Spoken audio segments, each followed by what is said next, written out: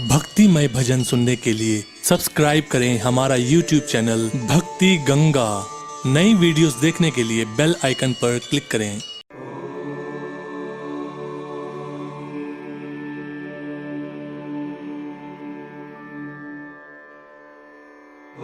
श्रोताओं, श्रवण करेंगे 16 सोमवार की व्रत कथा। मृत्युलोक में भ्रमण करने की इच्छा करके एक समय श्री भूतनाथ भगवान भोलेनाथ माता पार्वती के साथ मृत्युलोक में पधारे। भ्रमण करते करते दोनों विदर्भ देशांतर्गत अमरावती नाम की अति रमणीक नगरी में पहुंचे। अमरावती नगरी अमरापुरी के सदृश सब प्रकार के सुखों से परिपूर्ण थी। उसमें वहां के महाराज द्वारा बनवाया हुआ अति रमणीक शिव जी का मंदिर भी था। भगवान शंकर भगवती पार्वती के साथ उस मंदिर में निवास करने लगे। भक्तों, एक समय माता पार्वती भगवान भोलेनाथ को प्रसन्न देख मनोविनोद करने की इच्छा से बोली, हे महाराज, आज तो हम दोनों चौसर खेलेंगे। शिवजी ने प्राण प्रिया की बात को मान लिया और चौसर खेलने लगे। उसी समय मंदिर का पुजारी ब्राह्मण मंदिर में पूजा करने आया।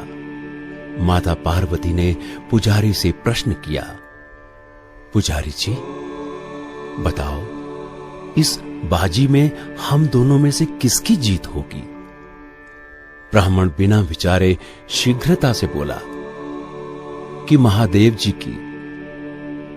थोड़ी देर में बाजी समाप्त हो गई और पार्वती जी की विजय हुई। पार्वती जी बहुत क्रोधित हुई और ब्राह्मण को झूठ बोलने के अपराध के कारण श्राप देने को उद्यत हुई। भोलेनाथ ने माता पार्वती को बहुत समझाया, परंतु उन्होंने ब्राह्मण को कोढ़ी होने का श्राप दे ही दिया। कुछ समय बाद पार्वती जी के श्रापवश पुजारी के शरीर में कोढ़ पैदा हो गया। वो अनेक प्रकार से दुखी रहने लगा।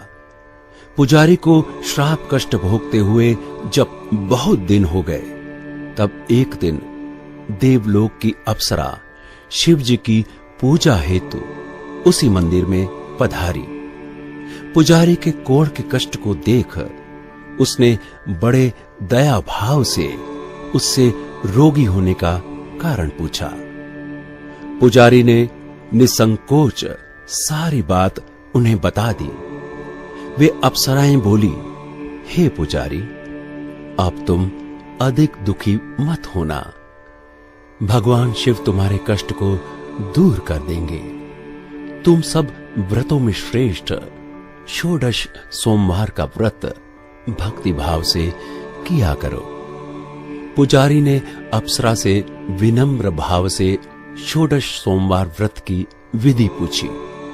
अप्सरा ने बताया, सोमवार को भक्ति के साथ व्रत करें, स्वच्छ वस्त्र पहने, संध्या व उपासना के बाद आधा सेर गेहूं का आटा ले, उसके 3 अंग बनाएं और घी, गुड़, दीप, नैवेद्य, पुंगी फल, बेलपत्र, जनेऊ जोड़ा, चंदन, अक्षत, पुष्प आदि के द्वारा प्रदोष काल में भगवान शंकर का विधि से पूजन करें। तत्पश्चात 3 अंगों में से एक शिव जी को अर्पण करें। बाकी 2 को शिव जी का प्रसाद समझकर उपस्थित जनों में बांट दें और आप भी प्रसाद पाएं। इस विधि से 16 सोमवार व्रत करें। 17वें सोमवार को पाव सेर पवित्र गेहूं के आटे की बाटी बनाएं। उसमें घी और गुड़ मिलाकर चूरमा बनाएं। भगवान भोलेनाथ को भोग लगाकर उपस्थित भक्तों में बांटे। इसके बाद कुटुंब सहित प्रसाद ले तो शिव जी की कृपा से उसकी सभी मनोरथ पूर्ण हो जाते हैं। भक्तों, ऐसा कहकर अप्सराएं स्वर्ग को चली गईं। ब्राह्मण ने यथाविधि षोडश सोमवार व्रत किया तथा भगवान शिव की कृपा से रोग मुक्त होकर आनंद से रहने लगा। कुछ दिन बाद शिवजी और पार्वती फिर उस मंदिर में पधारे। ब्राह्मण को निरोग देख पार्वती जी ने ब्राह्मण से रोग मुक्त होने का उपाय पूछा तो ब्राह्मण ने 16 सोमवार व्रत की कथा सुनाई। पार्वती जी अति प्रसन्न हो ब्राह्मण से व्रत की विधि पूछकर स्वयं व्रत करने को तैयार हो गईं। व्रत करने के बाद उनकी मनोकामना पूर्ण हुई तथा उनके रूठे पुत्र स्वामी कार्तिकेय स्वयं माता के आज्ञाकारी हुए। कार्तिकेय जी को अपना ये विचार परिवर्तन का रहस्य जानने की इच्छा हुई। वे माता से बोले, हे माता, आपने ऐसा कौन सा उपाय किया जिससे मेरा मन आपकी ओर आकर्षित हुआ? पार्वती जी ने वही षोडश सोमवार व्रत की कथा उनको सुनाई। कार्तिकेय जी ने कहा, इस व्रत को मैं भी करूंगा क्योंकि मेरा प्रिय मित्र ब्राह्मण बहुत दुखी दिल से परदेश गया है। मेरी उससे मिलने की बहुत इच्छा है। कार्तिकेय जी ने भी इस व्रत को किया और उनका प्रिय मित्र मिल गया। मित्र ने इस आकस्मिक मिलन का भेद कार्तिकेय जी से पूछा तो वो बोले, हे मित्र, हमने तुम्हारे मिलने की इच्छा करके 16 सोमवार का व्रत किया था। अब तो ब्राह्मण मित्र को अपने विवाह की बड़ी इच्छा हुई। उसने कार्तिकेय जी से व्रत की विधि पूछी और यथाविधि व्रत किया। व्रत के प्रभाव से जब वो किसी कार्यवश विदेश गया तो वहां के राजा की लड़की का स्वयंवर था। राजा ने प्रण किया था कि जिस राजकुमार के गले में सब प्रकार श्रृंगारित हथनी माला डालेगी, मैं उसी के साथ अपनी प्यारी पुत्री का विवाह कर दूंगा। शिव जी की कृपा से वो ब्राह्मण भी स्वयंवर देखने की इच्छा से राजसभा में एक और बैठ गया। नियमित समय पर हथनी आई। उसने जयमाला उस ब्राह्मण के गले में डाल दी। राजा ने अपनी प्रतिज्ञा के अनुसार बड़ी धूमधाम से अपनी कन्या का विवाह उस ब्राह्मण के साथ कर दिया। ब्राह्मण को बहुत सा धन और सम्मान देकर संतुष्ट किया। ब्राह्मण सुंदर राज्य कन्या पाकर सुख से जीवन व्यतीत करने लगा। एक दिन राजकन्या ने अपने पति से प्रश्न किया, हे प्राणनाथ, आपने ऐसा कौन सा भारी पुण्य किया था जिसके प्रभाव से हथनी ने सब राजकुमारों को छोड़कर आपको वरण किया? ब्राह्मण बोला, हे प्राण प्रिय, मैंने अपने मित्र कार्तिकेय जी के कथनानुसार 16 सोमवार का व्रत किया था, जिसके प्रभाव से मुझे तुम जैसी स्वरूपवान पत्नी की प्राप्ति हुई है। व्रत की महिमा सुनकर राजकन्या को बड़ा आश्चर्य हुआ। वो भी पुत्र की कामना करके व्रत करने लगी। शिव जी की दया से उसके गर्भ से एक अति सुंदर, सुशील, धर्मात्मा और विद्वान पुत्र उत्पन्न हुआ। माता पिता दोनों उस देव पुत्र को पाकर अति प्रसन्न हुए और उसका लालन पालन भली प्रकार से करने लगे। जब पुत्र समझदार हुआ तो एक दिन उसने अपनी माता से प्रश्न किया कि हे मां, तुमने कौन सा व्रत एवं तप किया है जो मेरे जैसा पुत्र तुम्हारे गर्भ से उत्पन्न हुआ है? माता ने 16 सोमवार व्रत की कथा पुत्र को बताई। पुत्र ने सब तरह के मनोरथ पूर्ण करने वाले सरल व्रत को सुना तो वो भी राज्याधिकार पाने की इच्छा से हर सोमवार को यथाविधि ये व्रत करने लगा। व्रत शुरू होने के बाद एक देश के वृद्ध राजा के दूतों ने आकर उसको राजकन्या के लिए वरण किया। राजा ने अपनी पुत्री का विवाह ऐसे सर्वगुण संपन्न ब्राह्मण युवक के साथ करके बड़ा सुख प्राप्त किया। भक्तों, वृद्ध राजा के दिवंगत हो जाने पर इसी ब्राह्मण युवक को सिंहासन पर बैठाया गया। क्योंकि दिवंगत राजा के कोई पुत्र नहीं था, राज्य का उत्तराधिकारी होकर भी वो ब्राह्मण पुत्र 16 सोमवार का व्रत करता रहा। जब 17वां सोमवार आया तो विप्रपुत्र ने अपनी प्रियतमा से पूजन सामग्री लेकर शिव पूजा के लिए शिवालय में चलने को कहा, परंतु उसकी पत्नी ने उसकी आज्ञा की परवाह न की। दास दासियों द्वारा सब सामग्रियां शिवालय भिजवा दी गई, परंतु आप नहीं गई। जब राजा ने शिव जी का पूजन समाप्त किया तब आकाशवाणी हुई, हे राजा, अपनी इस रानी को राजमहल से निकाल दे, नहीं तो ये तेरा सर्वनाश कर देगी। आकाशवाणी सुनकर राजा के आश्चर्य का ठिकाना नहीं रहा।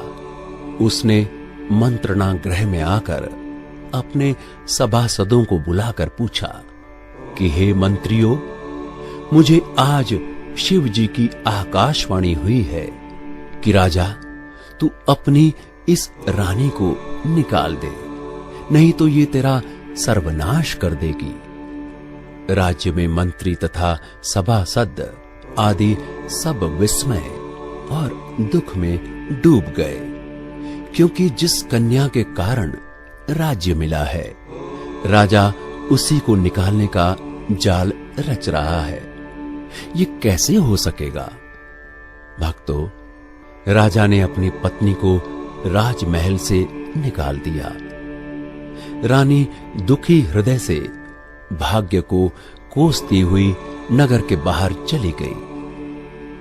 बिना पद त्राण, फटे वस्त्र पहने, भूख से दुखी धीरे धीरे चलकर वो एक ग्राम में पहुंची।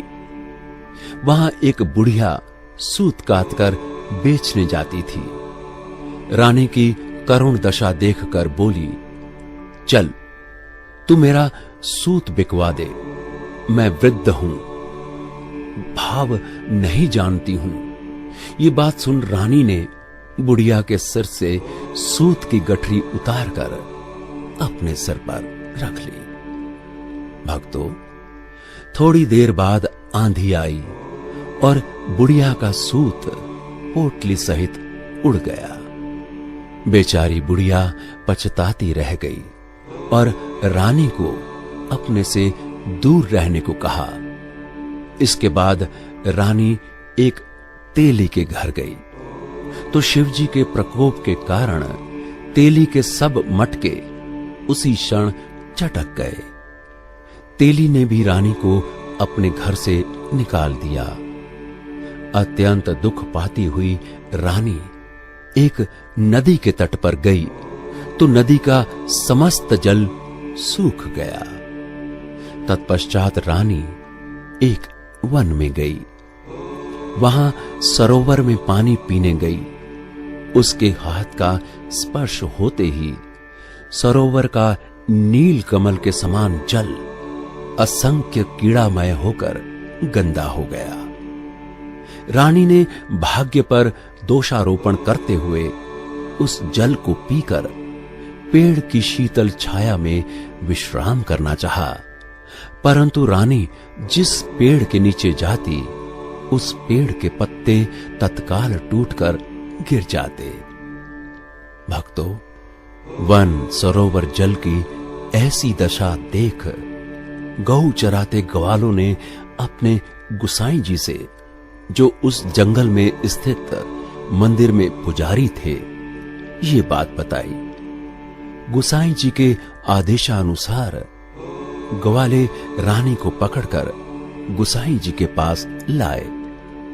रानी की मुख कांति और शरीर शोभा देख गुसाई जी जान गए कि ये अवश्य ही कोई विधि की गति की मारी कुलीन स्त्री है। पुजारी ने रानी से कहा कि पुत्री, मैं तुमको अपनी पुत्री के समान रखूंगा, तुम मेरे आश्रम में ही रहो, मैं तुमको किसी प्रकार का कष्ट नहीं दूंगा।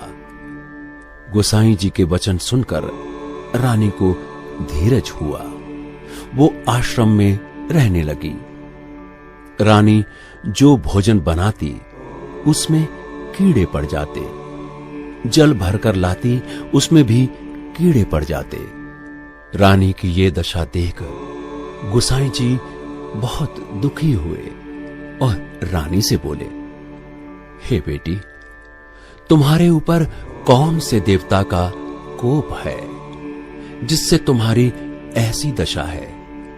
पुजारी की बात सुन रानी ने शिवजी महाराज के पूजन का बहिष्कार करने की बात बताई तो पुजारी जी शिवजी महाराज की अनेक प्रकार से स्तुति करते हुए रानी से बोले कि पुत्री, तुम सब मनोरथ पूर्ण करने वाले 16 सोमवार व्रत को करो, उसके प्रभाव से अपने कष्ट से मुक्त हो सकोगी। गुसाई जी की बात मानकर रानी ने 16 सोमवार व्रत किए। 17वें सोमवार को विधि विधान सहित पूजन किया। उस पूजन के प्रभाव से राजा के हृदय में विचार उत्पन्न हुआ कि रानी को गए बहुत समय व्यतीत हो गया, न जाने कहां कहां भटकती होगी, उसे ढूंढना चाहिए। ये सोच रानी को तलाश करने के लिए राजा ने चारों दिशाओं में दूत भेजे। वे दूत रानी को ढूंढते हुए पुजारी के आश्रम में पहुंचे। वहां रानी को पाकर पुजारी से रानी को अपने साथ ले जाने का आग्रह करने लगे, परंतु पुजारी ने मना कर दिया। दूत चुपचाप लौट आए और महाराज को रानी का पता बतलाया। रानी का पता पाकर राजा स्वयं पुजारी के आश्रम में गए और पुजारी से कहा, महाराज, जो देवी आपके आश्रम में रहती है वो मेरी पत्नी है। शिव जी के कोप से मैंने इसको त्याग दिया था, अब इस पर से शिव जी का प्रकोप शांत हो गया है, इसलिए मैं इसे लेने आया हूं। आप इसको मेरे साथ जाने की आज्ञा दीजिए। भक्तों, गुसाई जी ने राजा के वचन को सत्य समझकर रानी को राजा के साथ जाने की अनुमति दे दी। गुसाई की आज्ञा पाकर रानी प्रसन्न होकर राजा के साथ महल में आई। नगरवासियों ने नगर द्वार तथा नगर को तोरण एवं बंधनवारों से विविध विधि से सजाया। घर घर में मंगल गान होने लगे। पंडितों ने विविध वेद मंत्रों का उच्चारण कर अपनी राजरानी का स्वागत किया। ऐसी अवस्था में रानी ने पुनः अपनी राजधानी में प्रवेश किया। महाराज ने ब्राह्मणों को अनेक तरह से दान आदि देकर संतुष्ट किया। याचकों को धन धान्य दिया। नगरी में स्थान स्थान पर सदा व्रत खुलवाए। जहां भूखों को भोजन मिलता था। इस प्रकार से राजा शिव जी की कृपा का पात्र हो राजधानी में रानी के साथ अनेक तरह के सुखों का भोग करता 16 सोमवार का व्रत करने लगा। विधिवत शिव पूजन करते हुए इस लोक में अनेक सुखों को भोगने के पश्चात दोनों शिवपुरी को पधारे। भक्तों, जो मनुष्य मनसा वाचा कर्मणा भक्ति सहित 16 सोमवार का व्रत एवं पूजन इत्यादि विधिवत करता है, वो इस लोक में समस्त सुखों को भोगकर अंत में शिवपुरी को प्राप्त होता है। ये व्रत सब मनोरथों को पूर्ण करने वाला है।